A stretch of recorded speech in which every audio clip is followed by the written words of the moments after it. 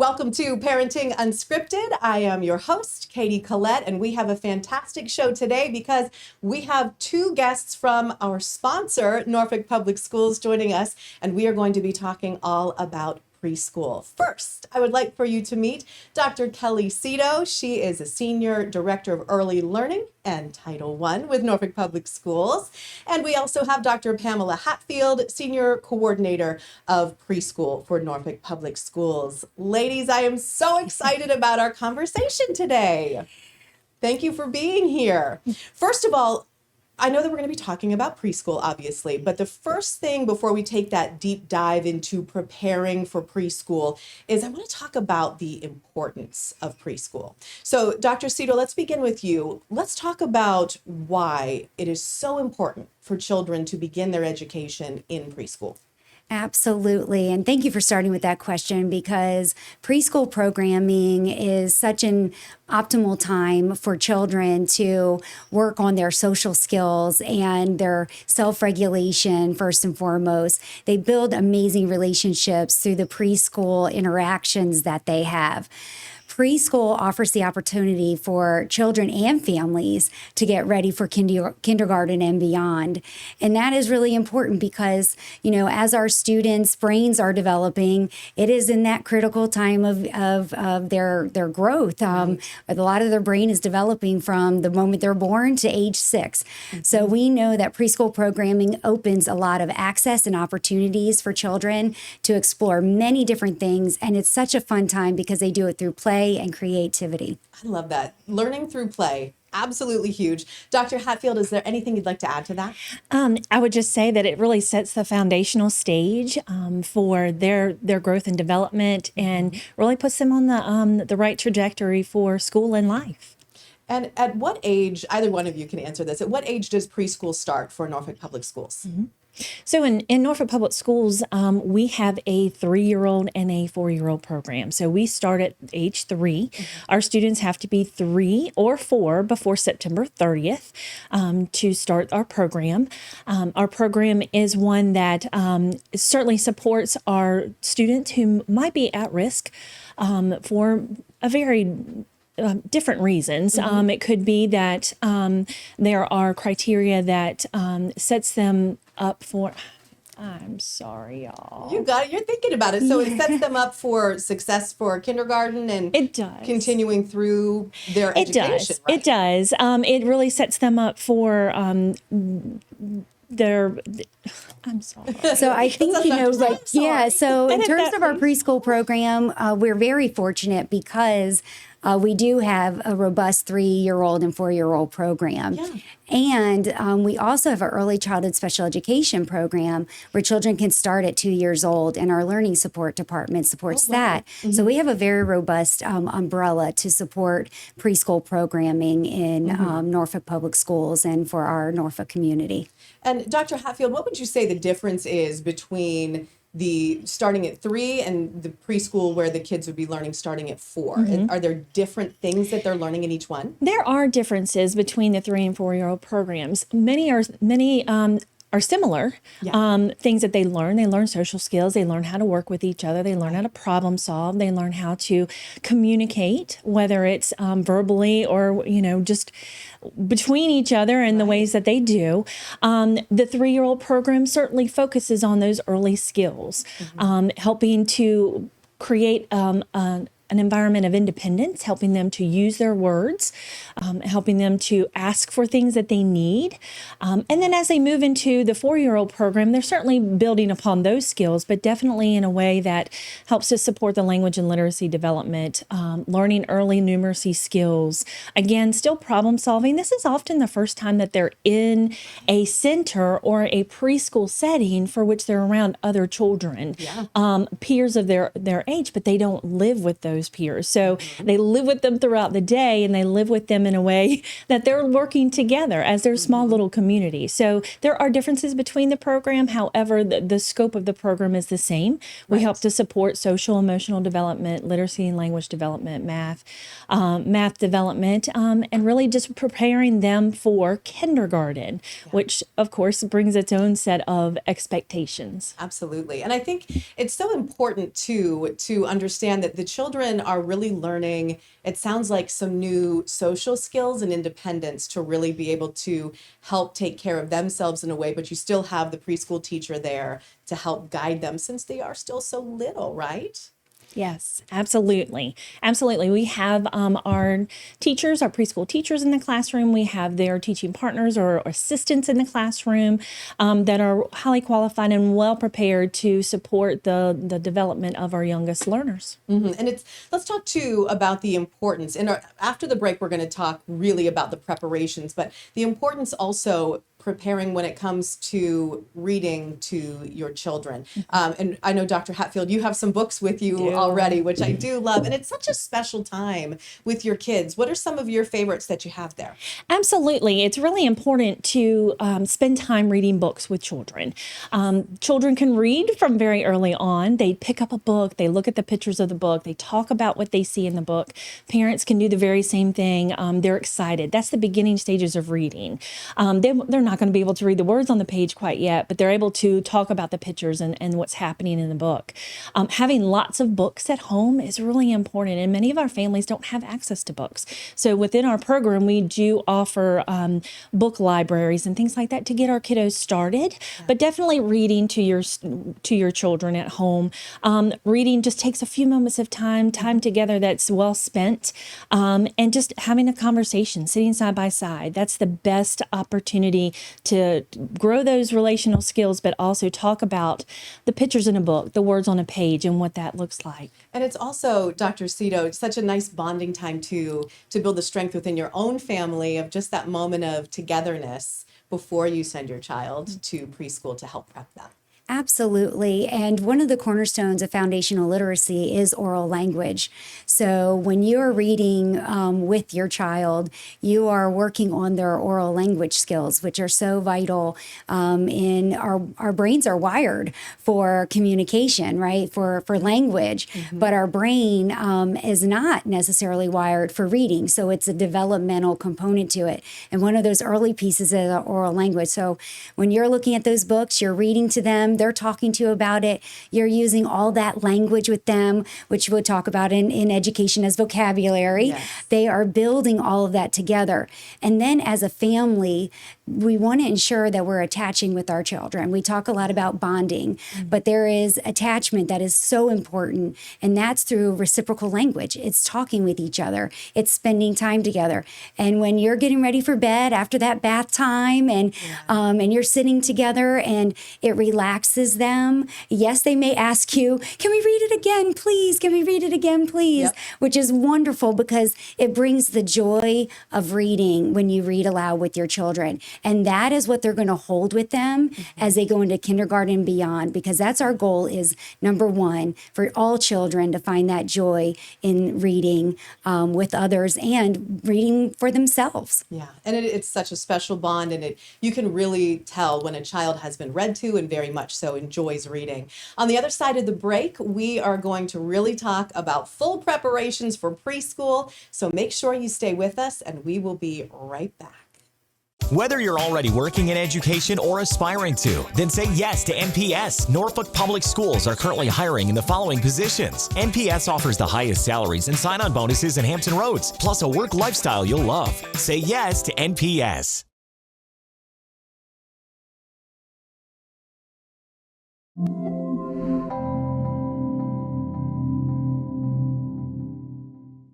Welcome back to Parenting Unscripted, where we are talking all things preschool. Right now, we want to talk about preparing for preschool.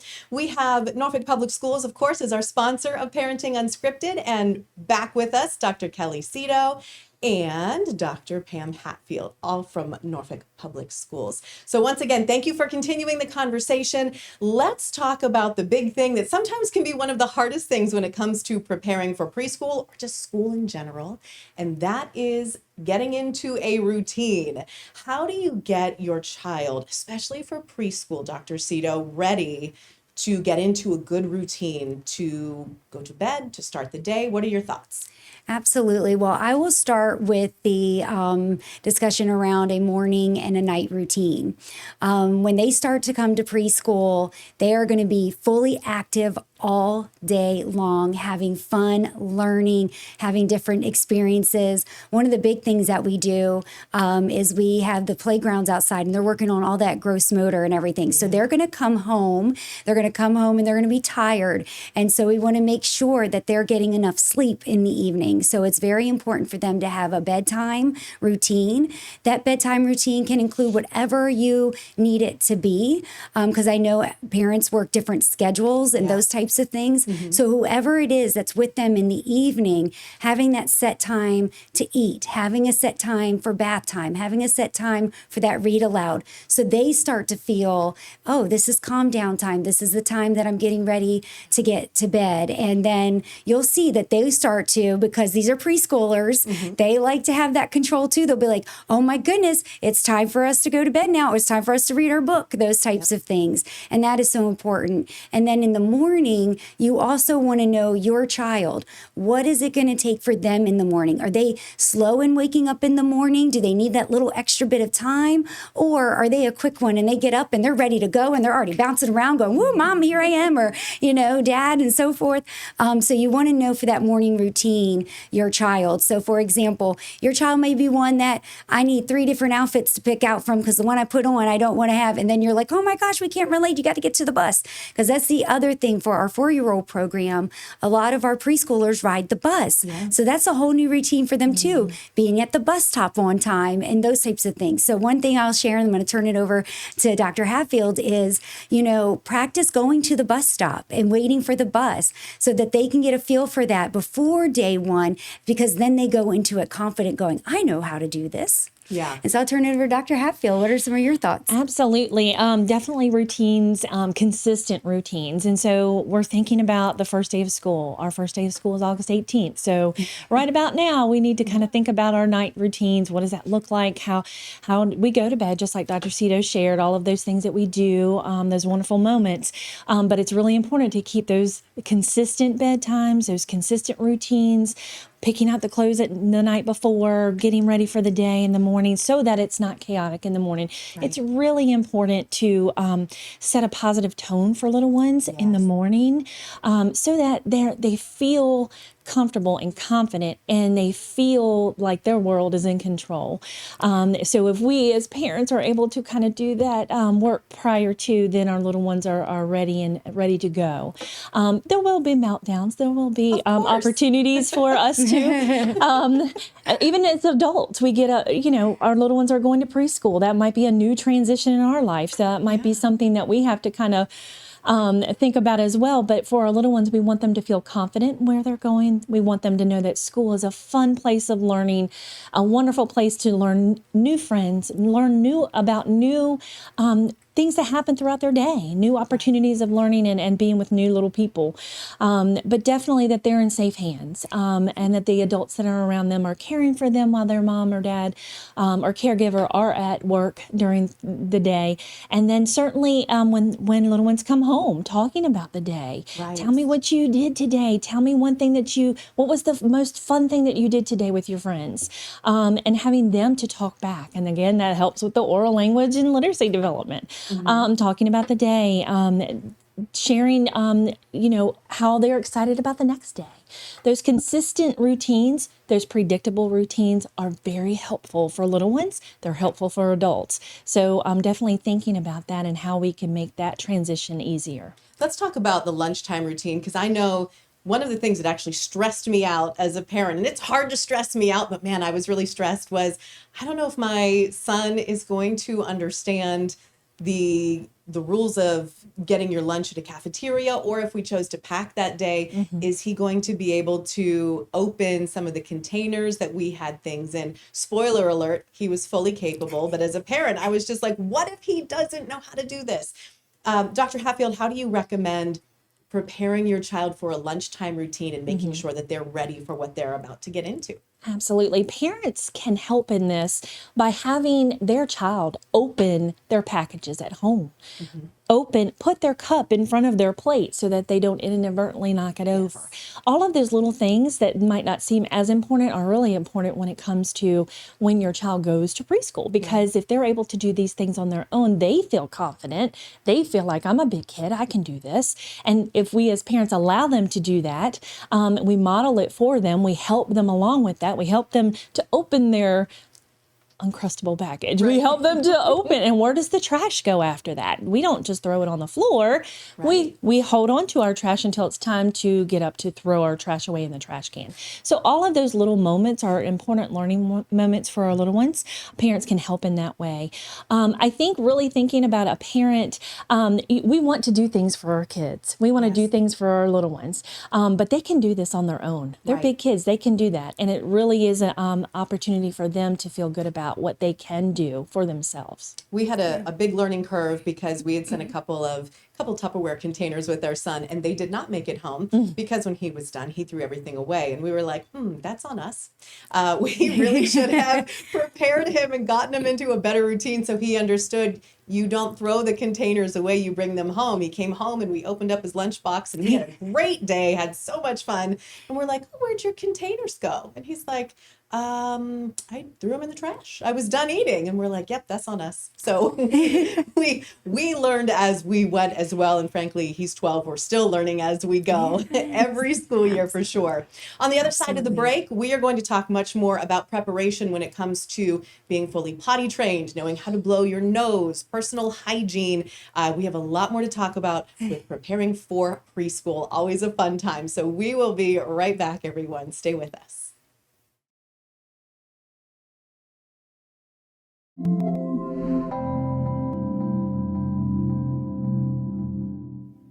Welcome back to Parenting Unscripted, where we are continuing our conversation about preparing for preschool. We are back with two very special guests, Dr. Kelli Cedo and Dr. Pam Hatfield from Norfolk Public Schools. These are our preschool experts, everyone, and I've learned so much, and it's been such a wonderful conversation. Dr. Cedo, I want to start with you this time again, and let's talk about getting our children ready with their hygiene for preschool.